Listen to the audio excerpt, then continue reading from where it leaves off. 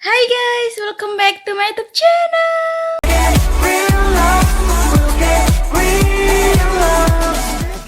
Nah, di video kali ini, di Dengar Rasa episode 3 kali ini, kita bakalan telepon seseorang lagi, seperti biasa, seorang cewek. Nah, kita langsung aja telepon, aku juga nggak tahu nih dia mau cerita apa, demi apa. Langsung aja, karena biar nggak kelamaan.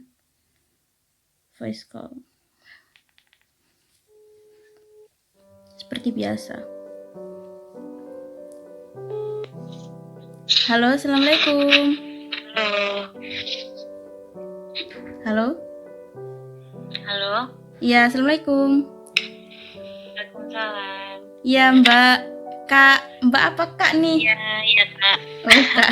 Terserah. Iya. Iya Kak. Ya, gimana Kak? Apa kabar? Baik. Kakak gimana? Iya, alhamdulillah baik juga. Gimana Kak? Apa nih yang mau diceritain kali ini? Kan kemarin kakaknya DM aku. Iya. Kan aku melihat YouTube kakak itu bikin aku pengen cerita. Biar orang bukan sih, maksudnya kalau cerita ke orang kan orang tahu kalau itu aku kan gitu. Kalau cerita di sini itu kan emang nggak tahu aku juga, aku bisa buka isi hati aku kayak itu kan. Oh gitu. Oh iya boleh banget. Ya. Jadi gimana nih? Gini kan aku ini seorang wanita yang udah menikah, aku udah punya anak. Oh gitu. Tapi aku milih menikah muda. Setelah lulus SMA aku menikah dengan seorang kekasih aku gitu kan. Gitu, ya. Soalnya menurut aku untuk tahun-tahun yang akan datang itu bakalan lebih buruk dari apa yang aku alami saat remaja gitu kan. Jadi aku gitu. pilih menikah muda. Setelah menikah lama-lama aku udah punya anak, terus aku itu kerja. Aku itu kerja di salah satu perusahaan gitu ya. Iya. Aku niatnya sih untuk bekerja yang nyari uang gitu ya, sama seperti orang biasanya. Iya benar. Dan gak ada niatan apapun atau berteman lebih apapun atau cuma cari kesibukan itu enggak. Belum niat mau nyari uang gitu ya. Tapi ya gini, aku cerita sedikit. Suami aku itu agak posesif gitu ya sama aku. Ya mungkin karena aku agak lebih gimana ya, lebih agak ada kelebihan dikit dari yang lain kayak gitu kan. Kelebihannya ini apa nih? Cantik apa gimana? Iya. Oh cantik. Menurut aku sih aku nggak cantik, cuma orang-orang banyak bilang aku itu cantik. Dan di situ suami aku itu jadi kayak posesif banget gitu kan. Aku sampai nggak boleh punya Instagram, nggak boleh punya WhatsApp, nggak boleh punya Facebook dan lain-lain gitu kan. Cuma aku kayak di sini, aku kalau nggak punya apapun itu, aku nggak bakalan punya teman kayak gitu. Iya benar-benar. Jadi ya dari si posesifnya, dari sisi posesifnya sifatnya suami aku itu, aku kayak melihat temen aku, wah kok temen aku enak ya, bisa hangout ke sini, bisa main ke mall, bisa ngopi ke sini kayak gitu. Dan kayak di usia aku yang masih puluhan tahun, aku kan harusnya juga ikut andil seperti mereka, punya kesibukan seperti mereka gitu kan. Tapi di sini aku nggak bisa sama sekali seperti itu. Aku harus kerja kan, harus duduk kerja. Dan akhirnya di suatu perusahaan itu teman-teman aku itu kebetulan setara gitu. Setara. Seumuran aku. Udah pada nikah tapi juga?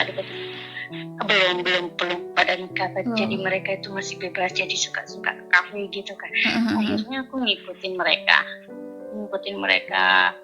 gitu, ikut jalan kayak gitu. Pada suatu saat nggak sengajanya, bukan nggak sengaja sih, maksudnya aku itu udah kenal sama ini cowok. partner kerja kan, udah satu satu perusahaan gitu kan, jadi teman kerja gitu.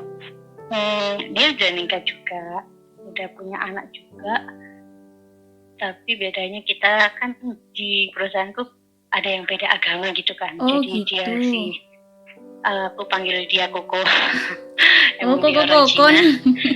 Iya, terus?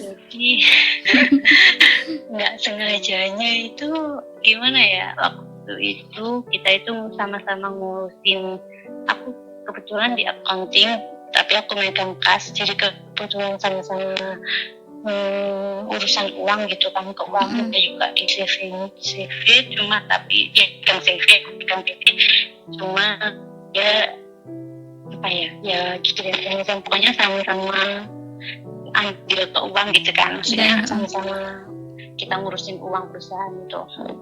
Waktu itu kita ke bank bareng, dia nggak ada niat apapun, cuma rasanya itu beda gitu. Aku orangnya baperan ya. Oh gitu.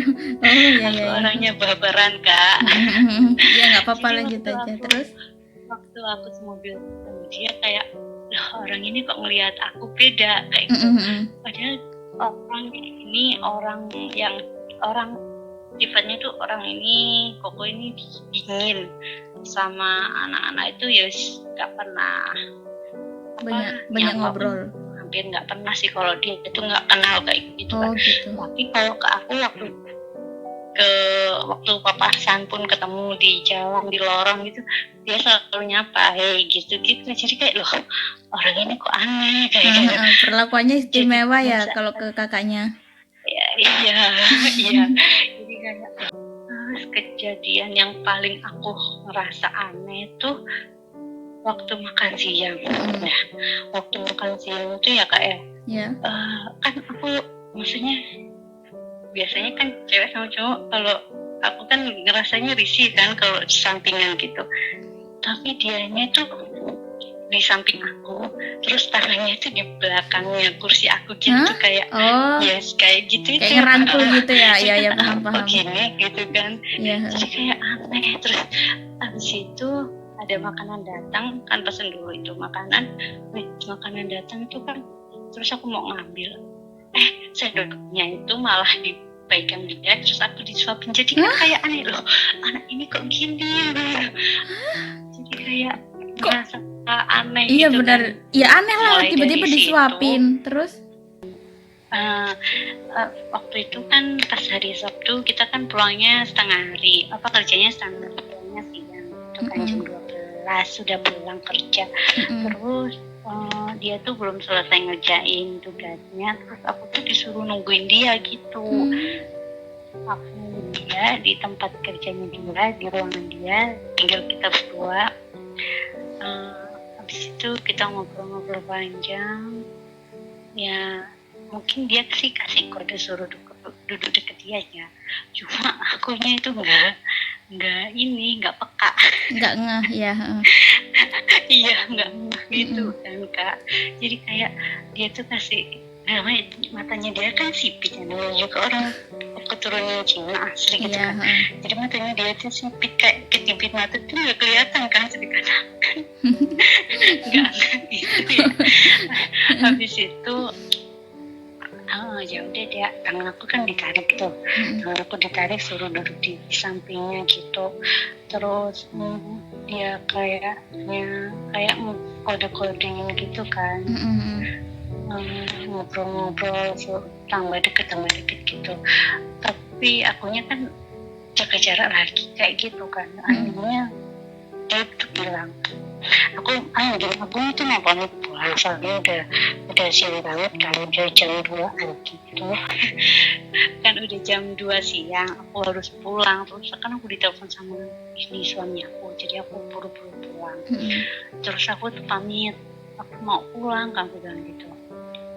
Oh iya hati-hati gini-gini, ya udah kayak gitu kan. Terus dia tuh minta apa, cipika-cipiki gitu kan.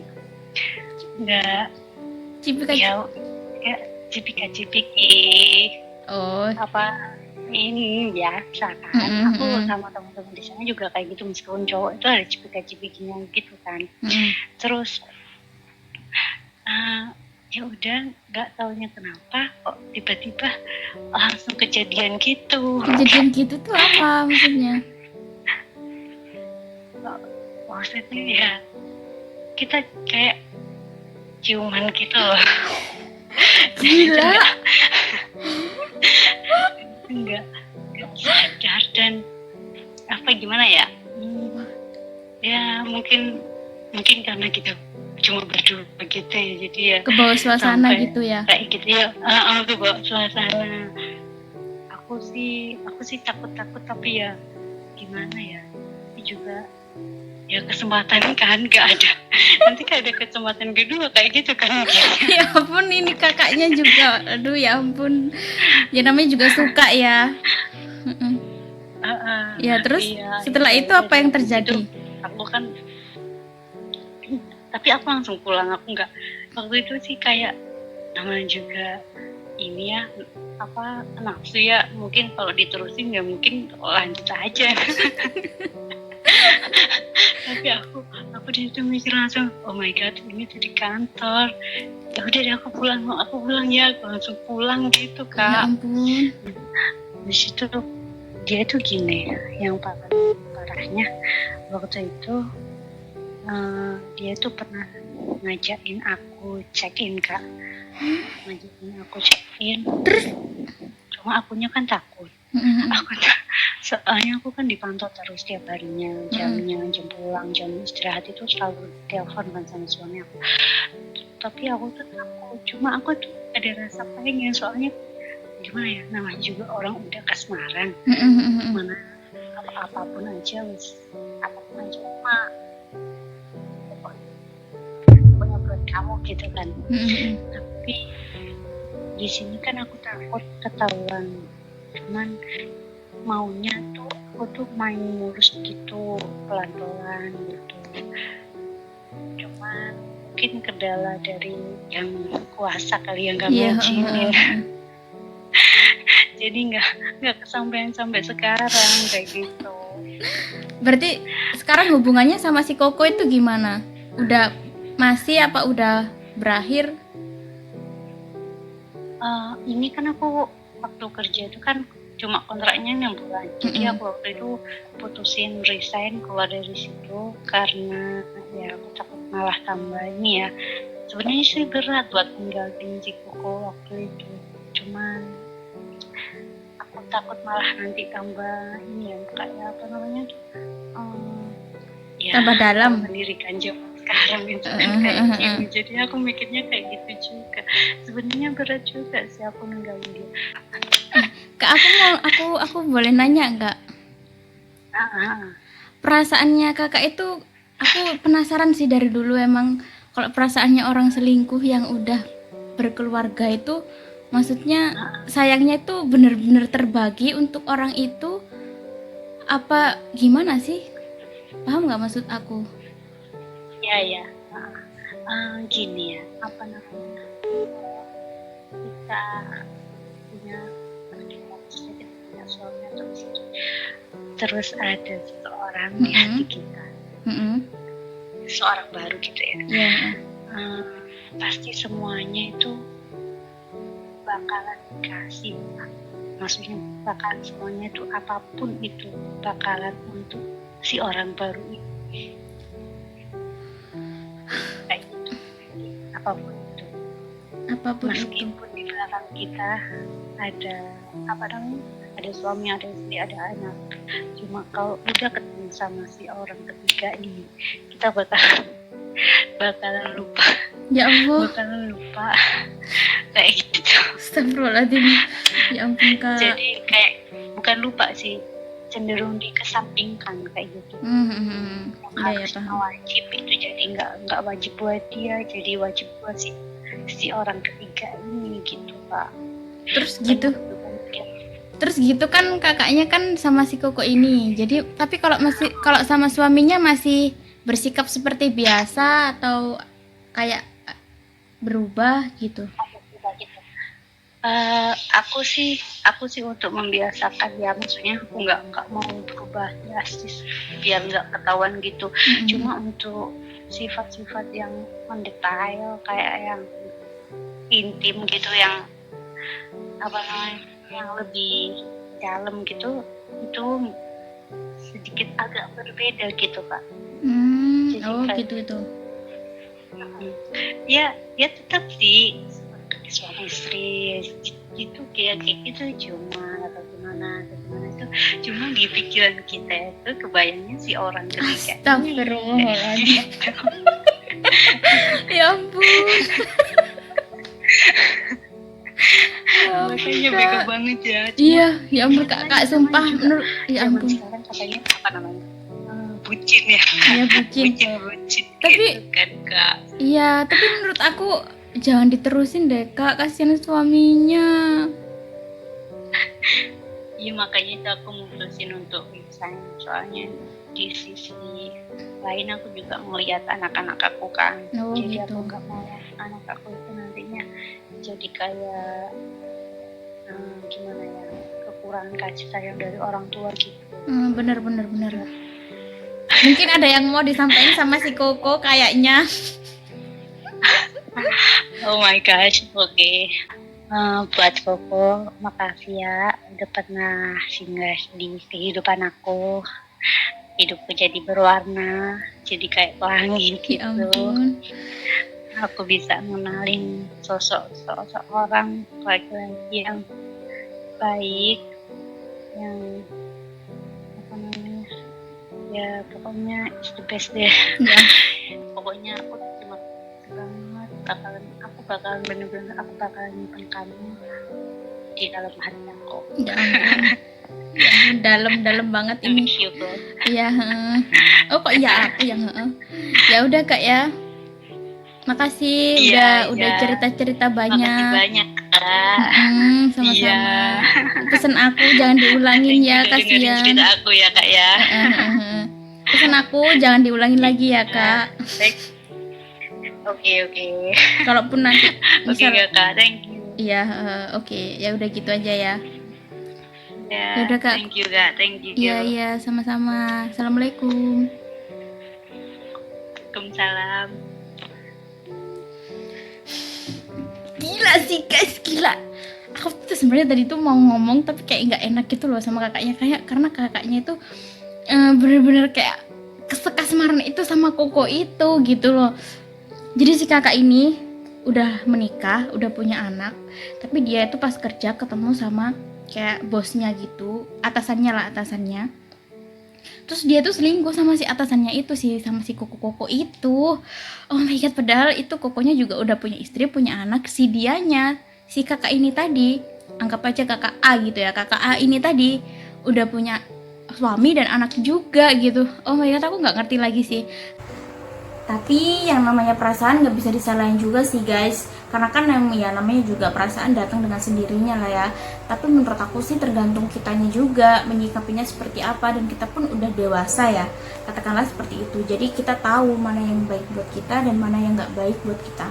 Tapi si kakak tadi udah berusaha, dia udah keluar, udah nggak meneruskan kontrak dengan perusahaannya tadi, dia masih memikirkan anak-anaknya. Menurut aku sih itu udah lumayan sih usahanya, dan dia juga udah mengurangi komunikasinya sama si Koko itu tadi. Dan menurut aku ini bisa jadi pelajaran juga buat kalian di luar sana yang udah nikah ataupun yang belum nikah. Yang pertama, kalian jangan terlalu posesif sama suami dan istri kalian, karena meskipun kayak gitu kita juga butuh teman, kita juga butuh sesuatu yang menghibur kita, nggak cuman terus-terusan di dalam rumah kayak gitu-gitu kan. Terus yang kedua, kalian jangan sampai kayak si kakaknya tadi, jangan sampai, nauzubillah, jangan sampai, karena itu sesuatu yang salah banget menurut aku. Kasihan keluarga kalian, kasihan anak-anak kalian, itu sih yang aku pikirin kayak gitu.